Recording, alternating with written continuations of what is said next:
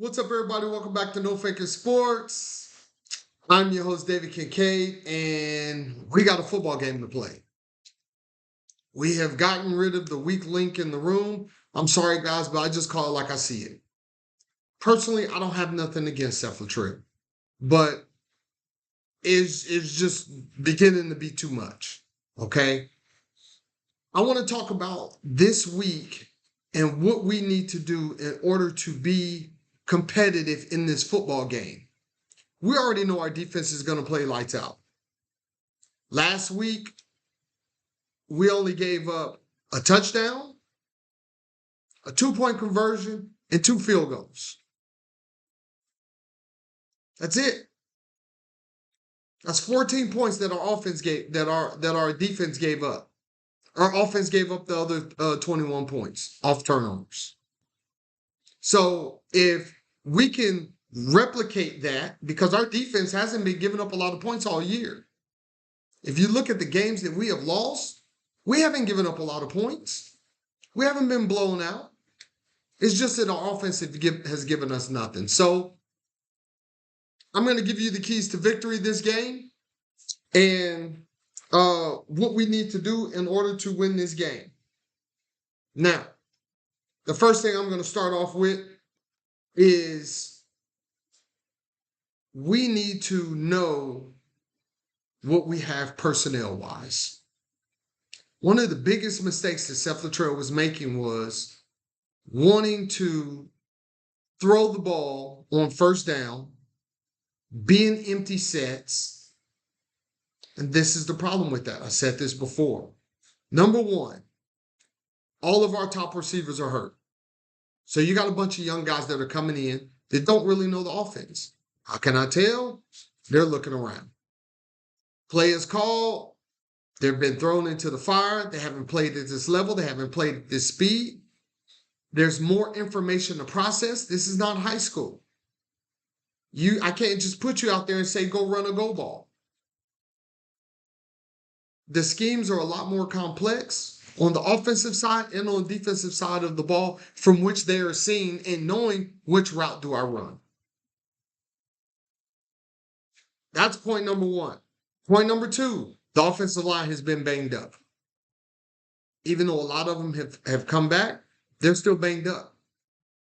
And quite frankly, honest, some of them guys aren't that good. Okay? So, depth at wide receiver, along with a banged up offensive line. And the third thing is that we have to realize on offense is we have 2 young quarterbacks. It looks like Jackson Arnold is going to get the start, which is fine. I told you from the get-go, I'm not placing that in Jackson Arnold's lap. A lot of people was calling for Michael Hawkins. It was never about Jackson Arnold not being good enough to run this offense or not being good enough to be the guy at the University of Oklahoma. Jackson Arnold is fine, but he's still a young quarterback. Give him less to process. Instead of bringing a guy in motion in front of Jackson Arnold, then having the guy go behind Jackson Arnold, he still has to read the defense. He still has to get the play, process, get the team ready. Knowing where he needs to go. Is this guy in man? Is he in zone? Is this linebacker coming? Is he not? Why is that safety creeping down? There's a lot of stuff that the quarterback has to process. And if you have too many moving parts with all these trick plays, all these jet sweeps to where the ball has to be snapped perfectly, where wide receiver screens where the offensive linemen have to get out and block, because we know Barrow Sharp can't block. We know that a lot of our wide receivers are small, so that crap's not working. Knowing your personnel is the first key to winning this game, moving forward. And I do believe we can win this game. Next, we need to sustain drives. That is something that we did not do well under Seth Latrell. The reason why is because he would throw the ball on first down, incomplete, 2nd and 10. He would throw the ball on 2nd down. He would throw the ball on 3rd down. Now we're 3 and out. and now the defense is right back on the field. There have been so many drives in which we either had negative yards or no yards gained. That is unacceptable. First thing you have to do when you want to look at sustaining drives is you have to simplify the play calling. Limit your motions. Do away with the RPOs. I'm going to tell you why. You're giving too many options to a young group of players, wide receivers and the quarterback. Now, am I telling you the quarterback can't run RPO? I'm not telling you that. But it's not working. Give me a play call that runs the ball downfield. I don't need all the motion. I really don't. Let's line up and let's run the play. Instead of going RPO, call a actual play. Now, what I would like to see, since we are strapped at the wide receiver position, I would like to see 2 wide receivers on the field, 2 tight ends. And if we're going to put one of the tight ends in the backfield to run the football, then I would hope that it would not be Bauer Sharp. Bauer Sharp can be up on the line or he can be flexed out. This is one of those moments in which I wish we had one of our outstanding H-backs, a J.D. Reynolds. Now, we got the formation out the way. Let's run the football on first down. Unless we're coming off of a turnover and we decide to take a shot. Outside of that, I'm calling a run play on first down. I need to get something. If you give me 2 yards, if you give me 3 yards, that's fine. If I get 1 yard, it's better than nothing or going backwards. And I'm not saying run the toss sweep and all this nonsense that we've been running. Just give me straight on downhill football. Give me some stretch plays.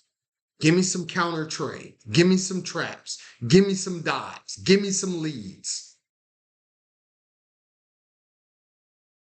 Give me some yards. 2 yards, 3 yards is fine enough. Now, I'm in 2nd and 7. I'm in 2nd and 8. You know what I want to do on 2nd down? I want to run the football. And I want to continue to run the football. If I get to 3rd and 3 or lower, I'm running the football. 3rd and 4 or lower, I'm running the football. You know why? A, I'm chewing up clock and I'm limiting the possessions that Ole Miss has.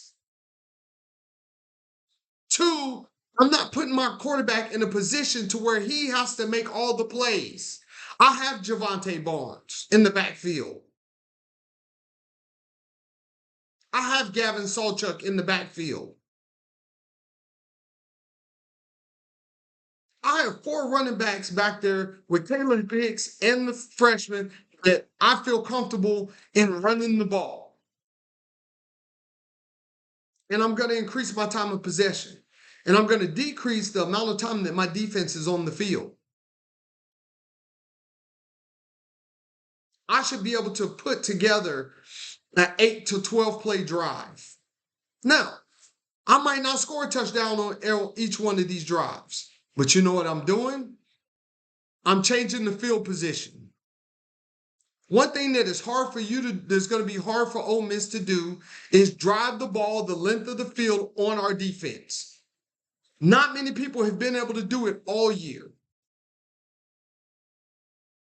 So instead of me getting the ball on the 20, 25-yard line, 15-yard line, or wherever we start at, and going 3 and out, and I'm punting. Now they have the ball on our 45 coming across the 50, or turning the ball over. All I got to do is hand the ball off.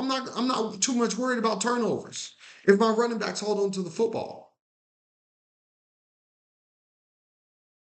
That's what's going to help. Secondly, when sustaining drives, play design. Like I said, running downhill. There's another thing that I would love to see us do. Shrink the amount of playing field that the offensive line has to cover. Going a wide receiver screen and hoping my offensive lineman is going to get out there to block a defensive back is idiotic. It's idiotic. That is not something that should be part of your base offense. How many wide receiver screens are we going to lose yardage on before we figure out that that's not who we are? That doesn't work in the SEC. Limit the amount of space that they have to move. Then they don't have to miss blocks because the guy is right there in front of them. If I limit the amount of times that he has to reach block and all he got to do is come downhill, I might have a little more success. I'm pretty sure Bill Beatonbow's guys are good at that. Give me a little power pull option. You can still run your QB option. You can still run a lot of the other stuff that you want to run. But limit the space in which the offensive line has to block. Another thing that's going to help in order to do what we want to do, third down conversions. In order to convert third downs, we need to be in a convertible situation.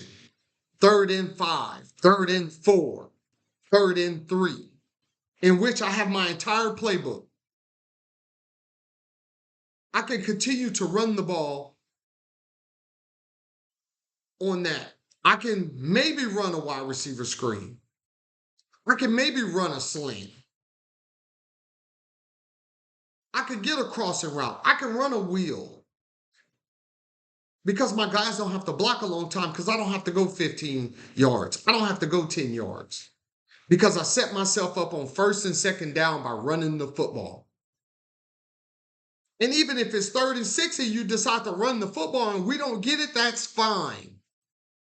I've taken time off the clock. I've made sure that I got some yardage and I didn't turn the football over. I can punt the football and play field position.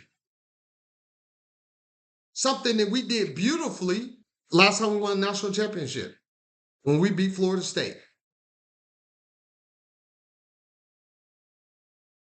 We played beautiful field position football. A lot of people thought the game was boring. I loved it.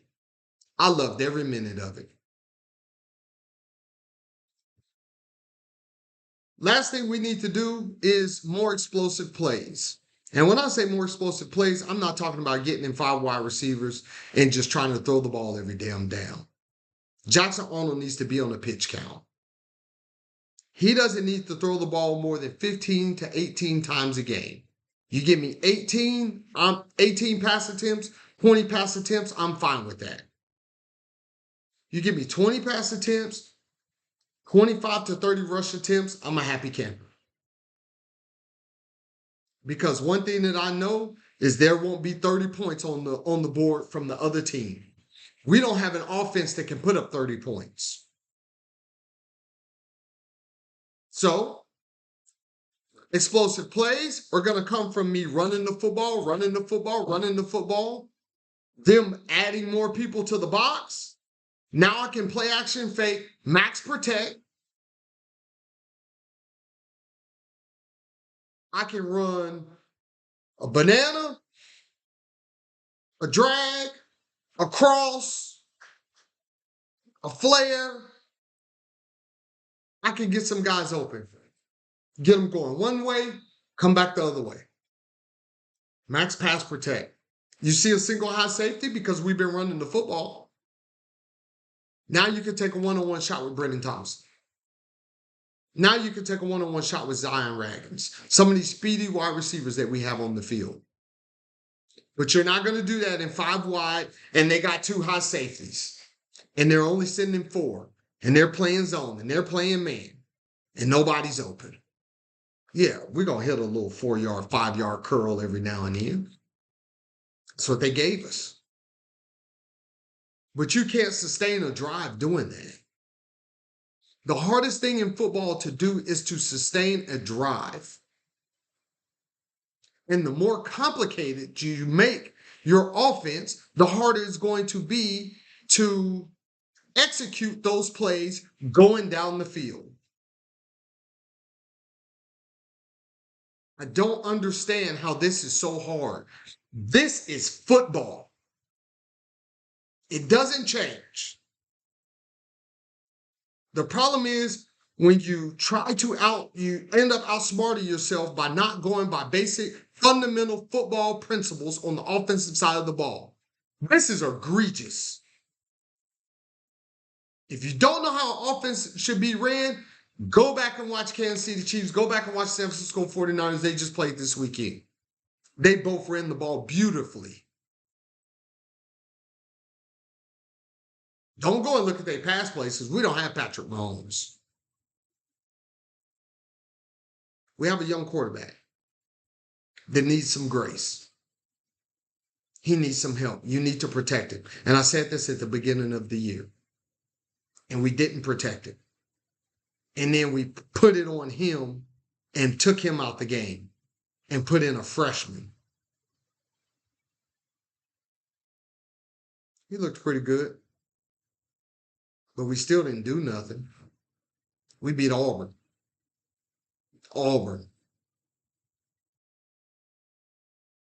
And I came on here and I was not happy. Seemed like we got a win and we should be happy about it, but I don't like it. Those are my keys to winning this game. Sustain the drives, third down conversions, and explosive plays. And there's one common factor in all 3 of those. And it starts with running the football. Joe John Finley, this is your shot. This is your chance.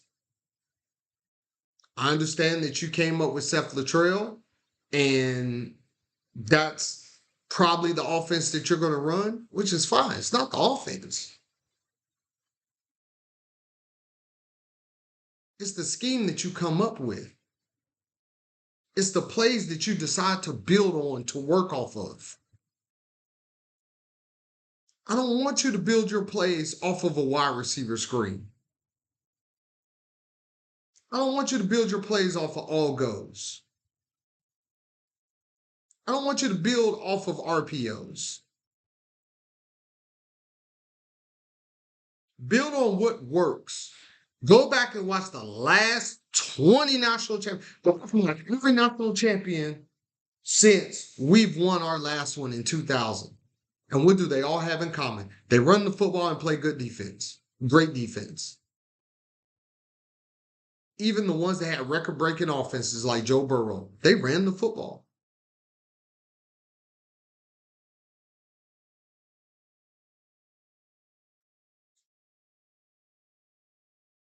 We know what right looks like.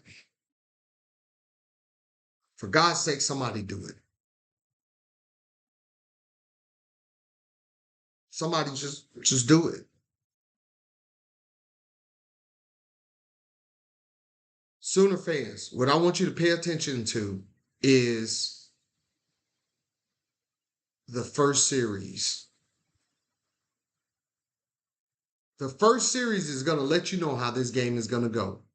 If he comes out, he does anything but run the ball the first 2 plays, we're going to lose the game. It's just not in our favor.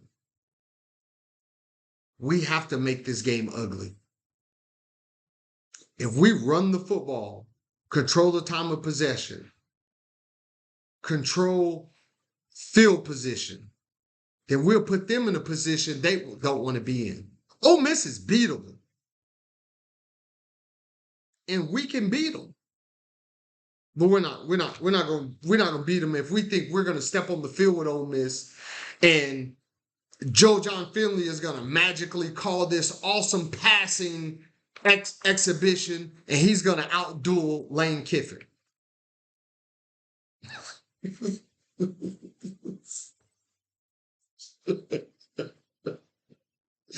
The spread is 20 points. If we run the football 25 to 30 times a game, Ole Miss won't score 20 points. If we control the time of possession, Ole Miss won't score 20 points. We can win this game 13 to 10. We can win this game 15 to 8. The score needs to be ugly. If it gets past 20, we lose. This is what it is, Sooner Nation. I hope y'all don't get mad at me about it. I'm telling you what it is. The days of Lincoln Riley's offense is over. As of right now. We need to turn into Purdue. We need to turn into Wisconsin for the remainder of the year. And then next year, y'all can go figure it out. We just don't have the personnel, guys. We do not have the personnel to compete spread-wise in the SEC. We got to get some guys back. Deion Burks is supposed to be back for this game. I'm not banking on it. Do understand this is a crucial game. Our season is not over. By no means. We are above 500 at the moment. There are still 4 winnable games on our schedule. Yes, Sooner fans, I said there are still 4 winnable games on our schedule. We can win this game. I know I come on here and I'm fired up and I sound like I'm not optimistic. Believe me, I'm riding with my guys. I am Boomer Sooner through and through. We can win this football game. We will beat Maine. And if you've been rocking with me for a while, I told you from the beginning, I think LSU is flawed. I still do. And I think Missouri is flawed. And I still do.